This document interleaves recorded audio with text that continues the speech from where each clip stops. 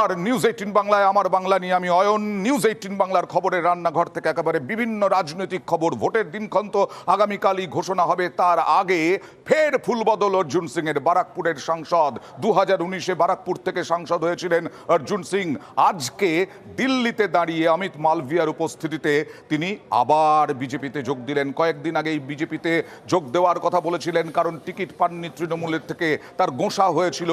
আর দেখাবো অর্জুন সিং কবে তৃণমূল ছেড়েছিলেন, বিজেপিতে যোগ দিয়েছিলেন, কবে বিজেপি ছেড়ে আবার তৃণমূলে এসেছিলেন, এবং তারপরে আবার আজকে 14ই মার্চ 2019, 5 বছর আগে আজকের আগের একদিন আগে তিনি যোগ দিয়েছিলেন বিজেপিতে, তৃণমূল ছেড়ে বিজেপিতে।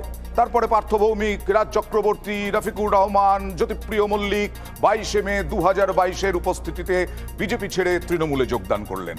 আবার আজকে আবার 15ই মার্চ 2024, এবং যা জানা যাচ্ছে তাতে বারাকপুর থেকেই তিনি প্রার্থী হতে চলেছেন।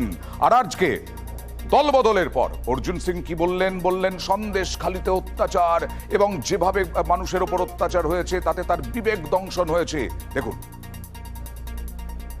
19 में जब सांसद हुआ था, उसके बाद 2021 में जिस तरह से पोस्टफुल वायलेंस के बाद पूरे बंगाल में जिस तरह से अत्याचार, जुल्म, गुंडागर्दी, राहजनी, 50 से ऊपर लोगों की हत्या हुई।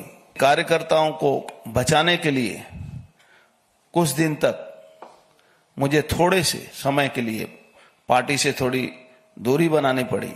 संदेशखाली की घटना के बाद मैं जब पार्टी से संपर्क किया कि इस तरह से चुपचाप बैठा नहीं जा सकता है हमारे लिए, हम फिर से भारतीय जनता पार्टी में अपना योगदान देना चाहते हैं। बंगाल की जनता की मुक्ति के लिए छोटा सा भी अगर भी सहयोग मैं दे सकूं तो अपने आप अपने जीवन को मैं धन्य महसूस करूंगा। বিজেপিতে আসার কারণ হিসেবে যা যা বললেন তার পরিপ্রেক্ষিতে আমরা ফোনে কথা বলেছিলাম সেচমন্ত্রী এবং সাংসদ প্রার্থী বারাকপুরেরই পার্থ ভৌমিকের সঙ্গে। তীব্র আক্রমণ করলেন কুণাল ঘোষও তাই। দেখুন। সারা বাংলার মানুষ জানে কেন বিজেপিতে গেছে। 1 পয়েন্ট এজেন্ডা হচ্ছে আমাকে পথ পেতে হবে।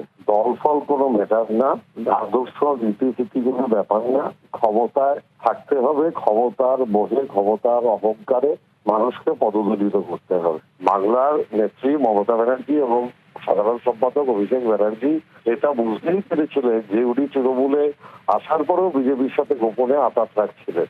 নইলে কেউ দুদিনের মধ্যে বিজেপিতে চলে যেতে পারে, টিকিটের দাবিদার হতে পারে। সন্দেশখালী মানুষ কি অবস্থায় আছে, যে কোনো মানুষের যা সমস্যা ছিল মমতা বন্দ্যোপাধ্যায় সবার সমস্যার কথা শুনেছেন এবং তার স্থায়ী সমাধান করেছেন। সেটা অন্য কোনো রাজ্যে এরকম ভাবে হয় না। তৃণমূল ক্যান্ডিডেট করেনি, সেই জন্য একজন চলে যাচ্ছেন যিনি আবার বিজেপি থেকেই এসেছিলেন। আমি ব্যারাকপুরের বিজেপি কর্মীদের বলবো, পার্থ ভৌমিককে ভোট দিন। যদি আপনাদের আত্মসম্মান বলে কিছু থাকে তাহলে সরাসরি জোড়া ফুলে ভোট দিন। জোড়া ফুলের বাতিল কাউকে ভোট দেবেন কেন? আপনারা একবার যার হয়ে কাজ করেছেন তিনি আপনাদের পার্টি ছেড়ে তৃণমূলে চলে এসেছেন, তৃণমূল টিকিট দেয়নি বলে আপনাদের কাছে যাচ্ছে। তাহলে আপনাদের তো কোনো দাম নেই, যে কেউ যখন যাতায়াত করে আপনাদের পার্টির টিকিট পেতে পারে।